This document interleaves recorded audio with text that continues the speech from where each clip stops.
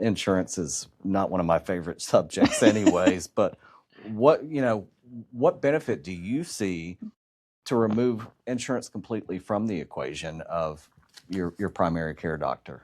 Yeah, so, like I said, half my patients do have insurance, half don't. And you could say in the direct primary care model that we've broken up with insurance. Right. That's what I like to say, but we still play nice with them in the sandbox. Because there's instances where insurance does play a part in the game. Right. And some of those instances would be like catastrophic events.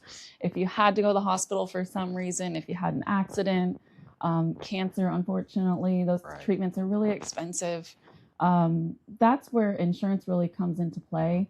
And with the labs and imaging, the billing that we have, the pricing that we have, it really makes a lot of sense to not use your insurance because the pricing ends up better. But Right. some patients do opt to use it, especially my patients who have Medicare.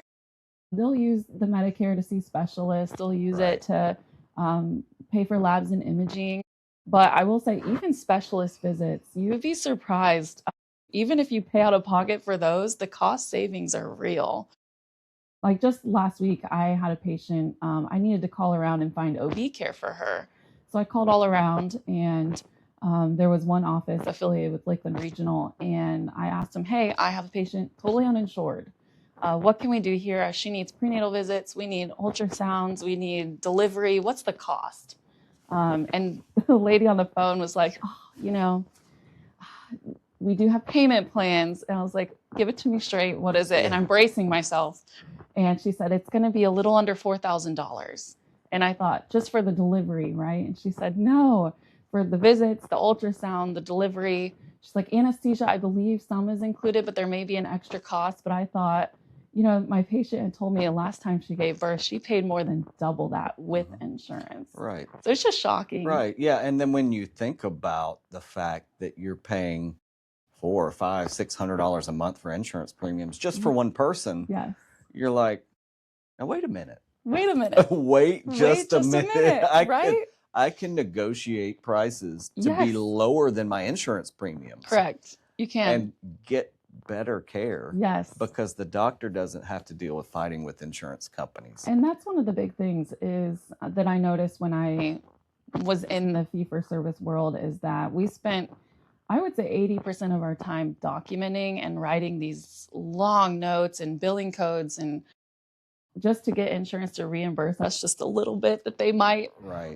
And that reimbursement every single year became less and less. Right. And that's the reason that doctors are kind of forced into this process, as you said, of having to see more and more patients. And that means I have less and less time per visit. And then I spend all hours of the night on the phone doing prior authorizations and calling the pharmacy, trying to get medications approved and doing peer-to-peers. Right. So it's on. And really, it's a broken system that we're in. I agree. So do you think that just eliminating,